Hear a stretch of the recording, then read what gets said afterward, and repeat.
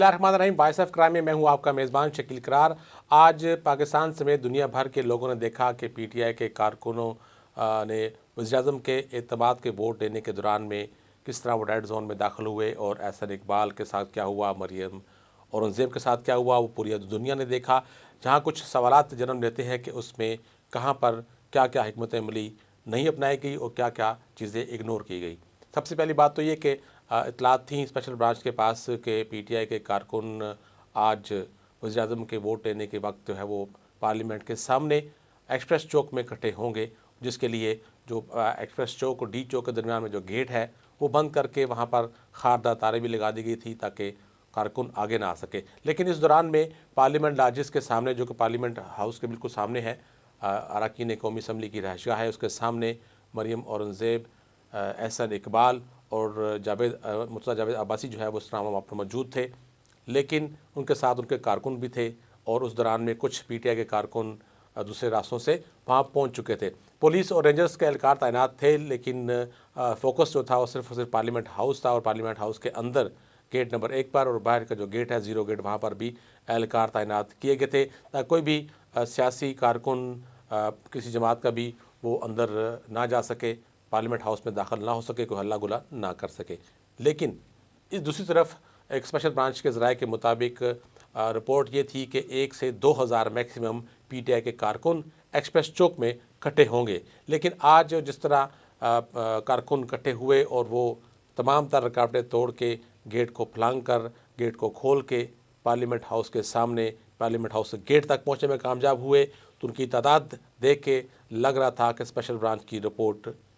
गलत साबित हुई, क्योंकि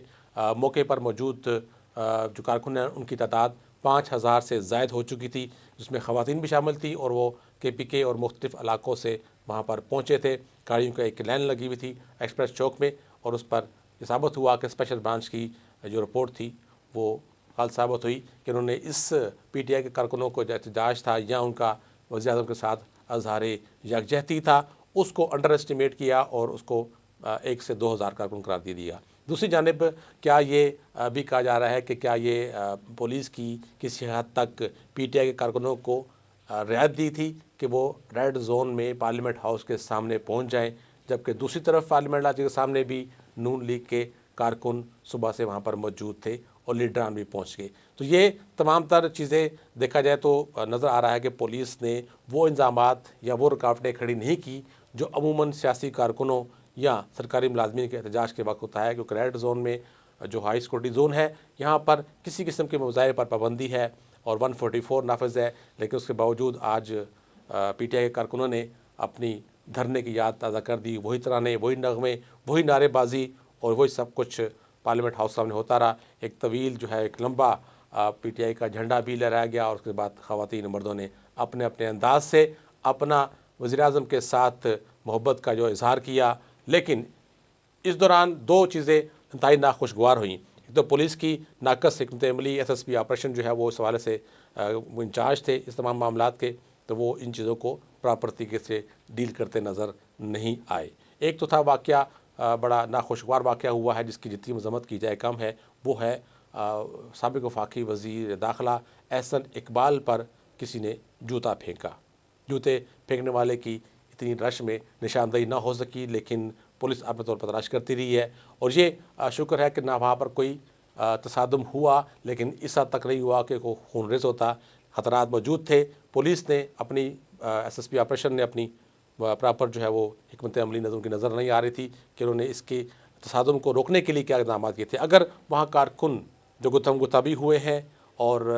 लड़ाई झगड़ा भी हुआ, अगर वो बढ़ जाता तो फिर क्या होता? फिर तो हालात कंट्रोल करना पुलिस के लिए किसी तरह भी मुमकिन ना होता। रेंजर चूँकि मौजूद थी, लेकिन रेंजर को जारी बात है कि उस वक्त इतनी तादाद नहीं थी और दूसरा वो ऐसे हालात के लिए वो ज़ाहिर फ़ौरी तौर पे वो रिएक्शन दिखाना उनके लिए मुश्किल होता। जब तक उनको कोई अहकामात ना मिलते उस वक्त तक फिर ये हालात ख़राब हो सकते थे। तसादुम से आगे बात शुक्र है कि नहीं पहुँची। दूसरा वाक़या हुआ, साबिक़ वफ़ाक़ी वज़ीर रही हैं मरियम औरंगज़ेब, उनके साथ इंतहाई बदतमीज़ी की एक कारकुन ने और वहाँ पर झगड़ा भी हुआ और वहाँ पर एक बार फिर तसादुम की सूरत बन गई थी, लेकिन हालात कंट्रोल हो गए। कुछ लीडरान ने अपने तौर पर उस मामले को کنٹرول کر لیا کہ تصادم جو ہے وہ آگے نہیں بڑھا۔ تو یہ آج ایک تو پی ٹی آئی کے کارکن کیسے پہنچے اور پھر ریڈ زون میں آتش بازی کی گئی، تو کیا یہ پی ٹی آئی کے کارکنوں کو، ان کے لیڈروں کو پولیس نے کوئی خاص رعایت دی تھی کہ وہ پارلیمنٹ ہاؤس تک پہنچ جائیں اور آتش بازی بھی کرے، جبکہ اس ایریا میں مکمل طور پر ایسی قسم ایکٹیویٹی پر مکمل طور پر پابندی ہے۔ ساتھ میں جو ناخوشگوار واقع ہوئے اس پر جو ہے وہ تمام طبقات اپنے اپنے جذبات کا اظہار کر رہے ہیں، اس کو انتہائی ناخوشگوار کر رہے ہیں، اس کو انتہائی